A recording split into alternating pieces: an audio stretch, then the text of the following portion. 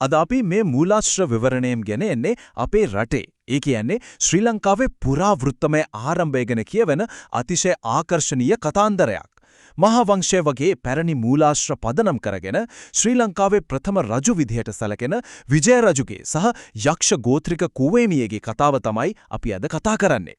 ඉතිහාසය මායාව ඒ වගේම විෂාද ශෝකාන්තයන්ගෙන් පිරුණු මේ අපූරු වීරකාව්‍ය හරහා සිංහල ජාතියේ ආරම්භය සනිටුහන් වෙන්නේ කොහොමද කියලා අපි දැන් පියවරෙන් පියවර විමසා බලමු. පෞරාණික සම්භවයක්. මේ දවන්ත කතාව පටන් ගන්න ඇත්තටම හරිම අමුතු. ඒ වගේම කුතුහලය දනවන විදිහකට. වංගදේශයේ සුප්පාදේවි කුමරියව සිංහෙක් පැහැර ගන්නවා. ඊට පස්සේ ඈට සිංහබාහු සහ සිංහ සීවලී කියලා නිවුන් දරුවන් දෙදෙනෙක් ලැබෙනවා. අවුරුදු 16කට පස්සේ මේ ගල් ගුහාවෙන් පැනලා එන සිංහබාහු තමන්ගේම පියා වුණු ඒ සිංහයාව ඝාතනය කරනවා. ඊට පස්සේ ඔහු සිංහපුර කියලා අලුත් රාජධානියක් පිහිටුවාගෙන සිංහ සීවලියවම විවාහ කරගන්නවා. මේ දෙන්නට පුතුන්ගෙන් වැඩිමලා තමයි මේ කතාවේ ප්‍රධාන චරිතය වෙන ඊටම දාමරික හැසිරීම් තිබුණු විජය කුමරු කියන්නේ. ඉතින් මේ විජය කුමරුගේ දාමරික වැඩ නිසා සිංහපුර මිනිස්සුන්ට මේක මහා වදයක් වෙනවා. ජනතාවේ දිගින් දිගටම ආපු බලකිරීම නිසා සිංහබාහු රජුට සිද්ධ වෙනවා ඊටම දැඩි තීරණයක් ගන්න. වෙන කරන්න දෙයක් නැතිම තැන විජය කුමරුවයි එයාගේ අනුගාමිකයන් 700 දෙනාවයි නැවකට නංවලා තමන්ගේම රාජධානියෙන් පිටුවහල් කරන්න රජු කටයුතු කරනවා. ඇත්තටම මෙයාගේ ගමනාන්තය කොහේ වේවිද කියලා ඒ වෙලාවේ කවුරුවත් දැනගෙන හිටියේ නැහැ. දෙවන කොටස තඹපන්නියට පැමිණීම. තඹවන් වැලිතලය. මේ පිටුවහල් කරපු පිරිස අවසානයේ ගොඩ බහින්නේ ශ්‍රී ලංකා දිව්‍යයනට. මූලාශ්‍රවලට අනුව මේක නිකම්ම අහම්බුවක් නෙවෙයි. මහා වංශයේ සඳහන් වෙන විදිහට බුදුන් වහන්සේ පිරිනිවන් මංජකයේ මැද සිටමින් ශක්‍ර දේවේන්ද්‍රයාට පවසනවා විජය කුමරු ඇතුළු පිරිස ආරක්ෂා කරන්න කියලා. ඒ අනුව තමයි ශක්‍ර දෙවියන් විසින් ලංකාවේ ආරක්ෂාව උපුල්වන් එමත් නැත්නම් විෂ්ණු දෙවියන්ටත් සුමන සමන් දෙවියන්ටත් බාර කරන්නේ. ඇත්තරම ඇයි මේගොල්ලෝ මේ අලුත් භූමියට තඹපන්නි කියලා කිව්වේ? හරි සරලයි. දීර්ඝ මුහුදු ගමනකින් පස්සේ ගොඩාක් වෙහෙසටපත් වෙලා හිටපු විජය කුමරුයි අර පිරිසයි වෙරළට ගොඩ බැහැලා බිම වාඩි වුණාම එයාලගේ අත්වල තඹ පාට වැලි තවරලා තියෙනවා.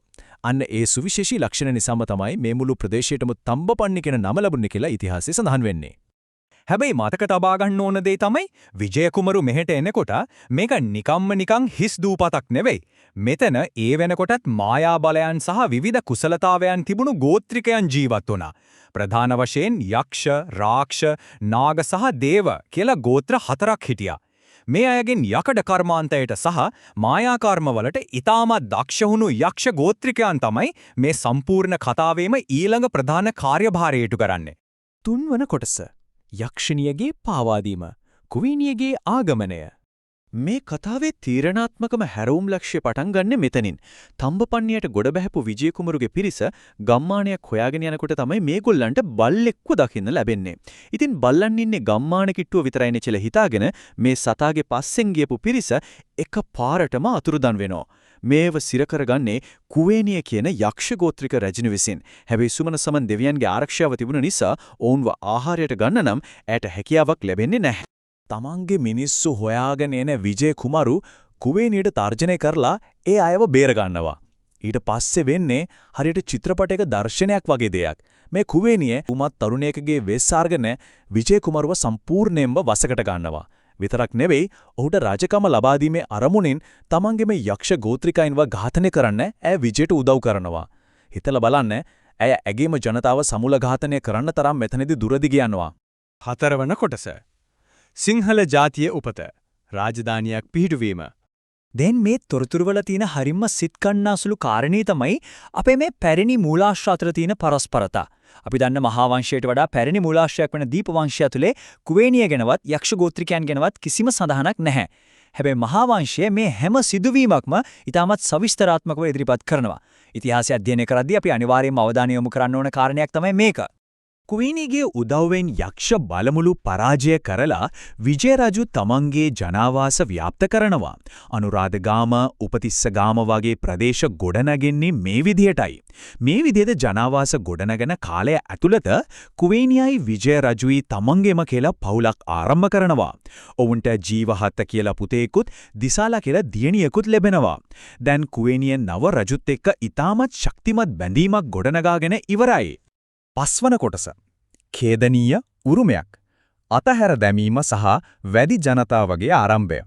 හැබැයි මේ ආදර කතාව නම් වැඩිකල් පවතින්නේ නැහැ. මේ කතාවේ ඛේදනීයම අවස්ථාවට දැන් අපි එළඹෙන්නේ. විජේගේ අනුගාමිකයන් දිගින් දිගටම බල කරනවා ඔහුට විධිමත් විදියට කිරුළ පළඳින්න මදුරාපුරයෙන් රාජකීය කුමරියක් ගෙන්න ගන්න කියලා. ඔන්න ඔතනදී තමයි විජය රජු අර අතිශය ක්‍රූර තීරණය ගන්නේ. ඇත්තට මේක අහනකොට පුදුම හිතෙනවා. ඔහු කුවේනියට කියනවා දරුවන්ව දාලා යන්න කියලා.